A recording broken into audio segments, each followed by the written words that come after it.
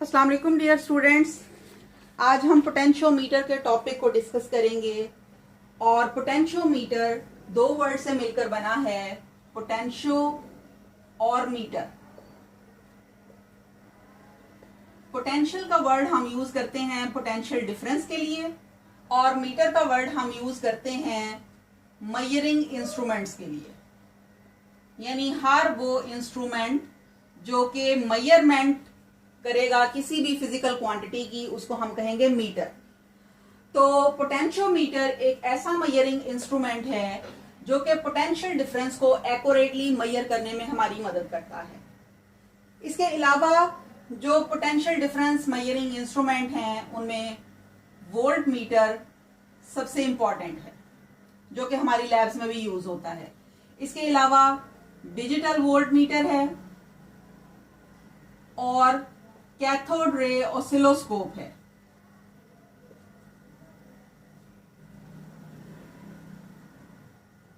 जिसको हम एब्रीवेट करते हैं एज CRO।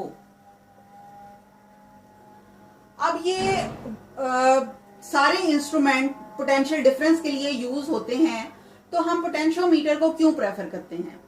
वोल्ट मीटर जब भी किसी सर्किट में कनेक्ट होगा तो हमेशा पैरेलल टू दी सर्किट होगा। जैसे इस रेजिस्टेंस के अक्रॉस अगर हमने पोटेंशियल डिफरेंस को फाइंड करना है तो हम वोल्ट मीटर को इसके पैरेलल में कनेक्ट करेंगे।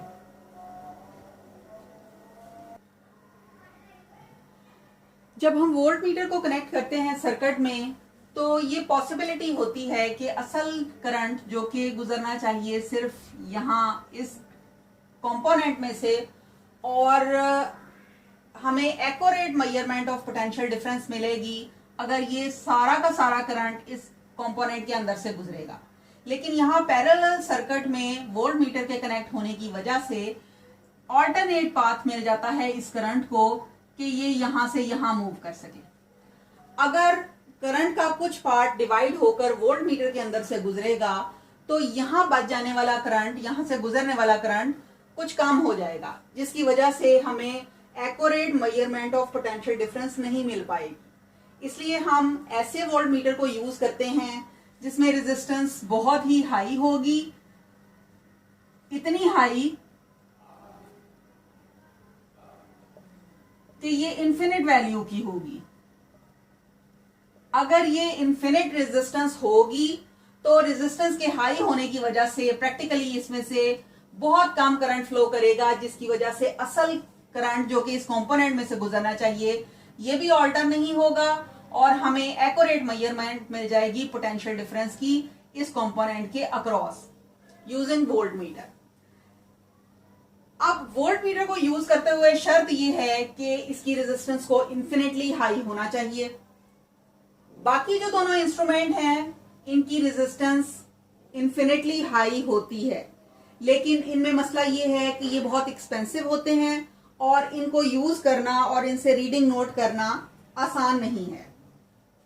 इसलिए हम पोटेंशियोमीटर को प्रेफर करते हैं क्योंकि पोटेंशियोमीटर की कंस्ट्रक्शन भी बहुत इजी है, इसकी वर्किंग भी बहुत इजी है, रीडिंग लेना और उसको समझना आसान है, और सबसे इंपॉर्टेंट बात ये कि ये एक्सपेंसिव भी नहीं है। अब पोटेंशियोमीटर को कैसे बनाया जाता है, यानी इसकी कंस्ट्रक्शन को डिस्कस करेंगे। ये एक लेंथ ऑफ वायर पर मुश्तमिल होती है जो कि वुडन बॉक्स के ऊपर लगी होती है और इसके ऊपर दो पॉइंट्स A और B के दरमियान में ये सारी लेंथ ऑफ वायर कनेक्टेड होगी। अब इस लेंथ की जो रेजिस्टेंस है वो R होगी। इसके साथ साथ एक स्लाइडिंग कॉन्टैक्ट इसके साथ अटैच होता है जो कि A और इस पॉइंट के दरमियान में होता है, और ये चूंकि छोटा सा पोर्शन है इस बड़ी रेजिस्टेंस का तो इसकी रेजिस्टेंस बड़ी रेजिस्टेंस से कुछ कम होगी, इसलिए इसको हम स्मॉल r से रिप्रेजेंट करते हैं। जैसे जैसे ये स्लाइडिंग कॉन्टैक्ट A से B की तरफ मूव करेगा लेंथ ऑफ वायर इंक्रीज करती जाएगी और साथ साथ रेजिस्टेंस ऑफ वायर भी इंक्रीज करती जाएगी। जैसे कि हम पढ़ चुके हैं कि रेजिस्टेंस डायरेक्टली प्रोपोर्शनल होती है लेंथ ऑफ वायर के। आप मेजरमेंट शुरू कर रहे हैं ए पॉइंट से, तो ए पॉइंट पर इसकी लेंथ 0 है और रेजिस्टेंस भी 0 है। लेकिन जैसे जैसे आप मूव करेंगे बी पॉइंट की तरफ तो लेंथ ऑफ वायर इंक्रीज करती जाएगी और रेजिस्टेंस भी इंक्रीज करती जाएगी। और जैसे ही आप बी पॉइंट तक पहुंचेंगे तो पूरी रेजिस्टेंस आर या लेंथ ऑफ वायर कवर हो चुकी होगी। इसका मतलब ये है कि आपने आर रेजिस्टेंस कनेक्ट कर दी है सर्किट में। इस पोटेंशियोमीटर से हम क्या क्या काम ले सकते हैं? हम इसको पोटेंशियल डिवाइडर के तौर पर यूज कर सकते हैं। यह है इसकी पहली एप्लीकेशन। और पोटेंशियल डिवाइडर के नाम से आपको पता चल जाएगा कि इसमें पोटेंशियल डिफरेंस डिवाइड हो रहा है दो पार्ट्स में, क्योंकि लेंथ ऑफ वायर हम डिवाइड कर देते हैं दो पार्ट्स में with the help of this sliding contact. अब जब हमने इस पोटेंशियोमीटर को यूज करना है एज पोटेंशियल डिवाइडर, तो इसके लिए हमने इस सर्किट में सबसे पहले ए और बी के दरमियान में एक बैटरी को कनेक्ट करना है। यानी हमने एक source of EMF E connect कर दिया है जिसकी वजह से करंट आई फ्लो करेगा इस सर्किट में। दूसरा काम हमने ये किया है कि हमने चूंकि पोटेंशियल को डिवाइड करना है तो उसको मेजर करने के लिए कि वाकई ये हुई है डिवाइड या नहीं हुई, तो इसके लिए हमने एक वोल्ट मीटर का यूज किया है और इसको हमने कनेक्ट कर दिया है स्लाइडिंग कॉन्टैक्ट सी के साथ। अब क्या होगा कि करंट आई फ्लो करेगा इस सर्किट में, जो कि according to Ohm's law V is equal to I R और I होगा V ओवर R के इक्वल। लेकिन यहां हम EMF ऑफ बैटरी को डिस्कस कर रहे हैं, इसलिए हम इक्वेशन यूज करेंगे I is equal to E by R की। और चूंकि हम A से C के पोर्शन के दरमियान में देखना चाहते हैं कि कितनी रेजिस्टेंस सर्किट में आ गई है और उसकी वजह से कितना पोटेंशियल डिफरेंस डेवलप हो रहा है, तो यहां इस पोर्शन की रेजिस्टेंस को हम कंसिडर करेंगे जो कि है स्मॉल r, और स्मॉल r को हम दोनों साइड पे मल्टीप्लाई कर देंगे। अब जैसे जैसे हम A से C पॉइंट की तरफ मूव करेंगे तो लेंथ ऑफ वायर 0 से L तक इंक्रीज होगी, और लेंथ चूंकि कनेक्टेड है रेजिस्टेंस के साथ तो रेजिस्टेंस इंक्रीज होगी 0 से R की तरफ, और उसकी वजह से जो EMF है वो या पोटेंशियल डिफरेंस है वो 0 से E की तरफ चेंज होगा, यानी मिनिमम से मैक्सिमम की तरफ ये चेंज होगा। दूसरी इसकी एप्लीकेशन है एज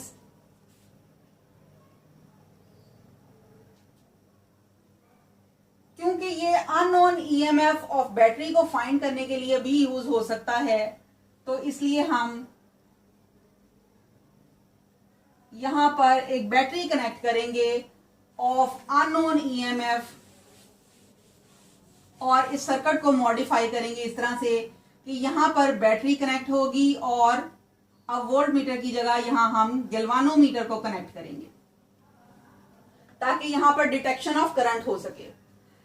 जब आपने अननोन EMF की बैटरी यहां कनेक्ट करनी है तो अननोन EMF को हम EX सपोज करेंगे और इसको इस तरह से सर्किट में कनेक्ट करना है कि इस बैटरी का जो कि नॉन EMF वाली है इसका पॉजिटिव टर्मिनल और इस बैटरी का पॉजिटिव टर्मिनल जो कि अननोन EMF की है ये दोनों सेम पॉइंट पे कनेक्टेड हों, यानी ये दोनों ही A पॉइंट के साथ कनेक्टेड हैं।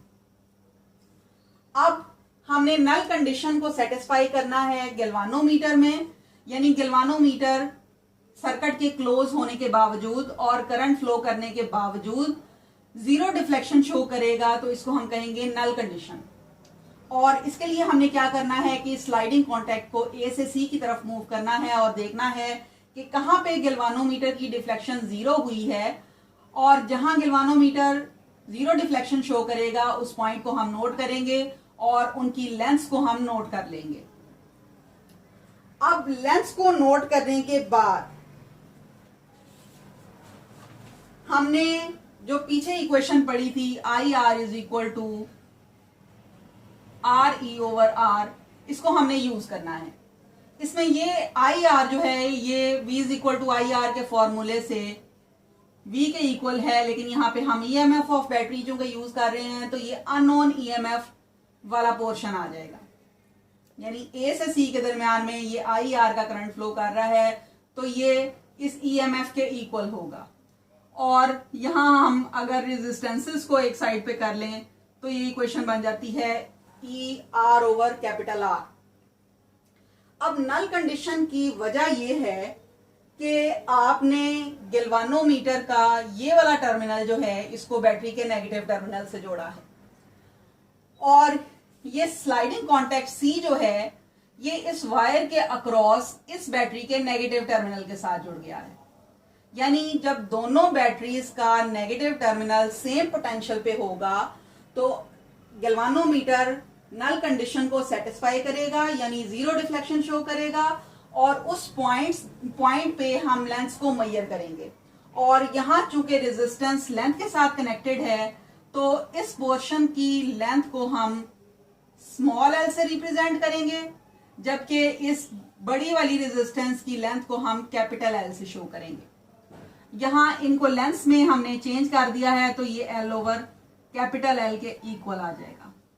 अब जो नॉन ईएमएफ वाली बैटरी थी उसकी ईएमएफ भी हमें पता है और सी कॉन्टैक्ट को, स्लाइडिंग कॉन्टैक्ट को जब हमने यहाँ पर नल कंडीशन के लिए सेटिस्फाई करवाया है तो यहां से हमारे पास ए से सी पोर्शन की जो लेंथ होगी उसको हम नोट करेंगे एज स्मॉल एल और ये ए से बी की जो लेंथ है ये भी हमें पता होगी, ये होगी कैपिटल एल। इस इंस्ट्रूमेंट पे वायर के साथ ही एक मीटर रॉड भी अटैच होता है, वहां से आप लेंथ ऑफ वायर को इजीली नोट कर सकते हैं। अब यही सर्किट दो ईएमएफ्स को कंपेयर करने के लिए भी यूज हो सकता है। यानी पोटेंशियोमीटर ईएमएफ्स को कंपेयर करने के लिए भी यूज हो सकता है। वो किस तरह से, उसके लिए आपने सेम यही सर्किट फॉलो करना है। यहां पर अननोन ईएमएफ वाली बैटरी अटैच करनी है जिसको आप अब E1 कहेंगे और उसके लिए आपने नल कंडीशन को सेटिस्फाई करवा के यहां पे यही इक्वेशन अप्लाई करते हुए E1 की वैल्यू को फाइंड कर लेना है। उसके बाद आपने इस बैटरी को रिमूव करना है और इसकी जगह दूसरी बैटरी को कनेक्ट करना है और दोबारा से वही प्रोसीजर फॉलो करते हुए नल कंडीशन को सेटिस्फाई करना है। और इसी तरह की एक इक्वेशन आपने यहाँ पे ड्रॉ कर लेनी है जो कि होगी EL ओवर L। अब ये चूंकि फर्स्ट पार्ट के लिए है इसलिए इसको हम L1 कह देंगे। कैपिटल L चेंज नहीं होगी क्योंकि A से B की लेंथ फिक्स होगी, सिर्फ स्लाइडिंग कॉन्टैक्ट आगे पीछे मूव कर सकता है। E1 के लिए ये किसी पॉइंट पे नल कंडीशन सेटिस्फाई करेगा, वहां पे आपने L1 नोट कर लेनी है और E2 के लिए ये किसी और पॉइंट पे नल कंडीशन को सेटिस्फाई करेगा तो यहाँ पे आपने L2 लेंथ फाइंड कर लेनी है।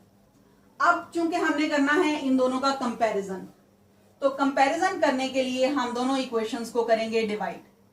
E1 वाली इक्वेशन लिखेंगे और उसको डिवाइड कर देंगे हम लेफ्ट साइड को लेफ्ट साइड के साथ और राइट साइड को राइट साइड के साथ। अब यहां E और E आपस में कैंसिल हो जाएगा और कैपिटल L आपस में कैंसिल हो जाएंगे। बाकी आपके पास बच जाएगा सिर्फ L1 और L2, यानी E1 ओवर E2 इक्वल होगी L1 ओवर L2 के। और ये दोनों लेंथ्स आप मेजर कर चुके हैं for null condition of galvanometer. तो आप यहाँ पे L1 और L2 को पुट करेंगे और इससे आपके पास E1 ओवर E2 की रेशो आ जाएगी जिससे आप कंपेयर कर लेंगे दोनों की ईएमएफ्स को। यानी पोटेंशियोमीटर चार तरह से यूज होता है। सबसे पहले तो पोटेंशियल डिफरेंस की मेजरमेंट के लिए, दूसरा पोटेंशियल डिवाइडर के तौर पर, तीसरा अननोन ईएमएफ फाइंड करने के लिए और दो ईएमएफ्स को कंपेयर करने के लिए। ये हैं एप्लीकेशंस ऑफ पोटेंशियोमीटर।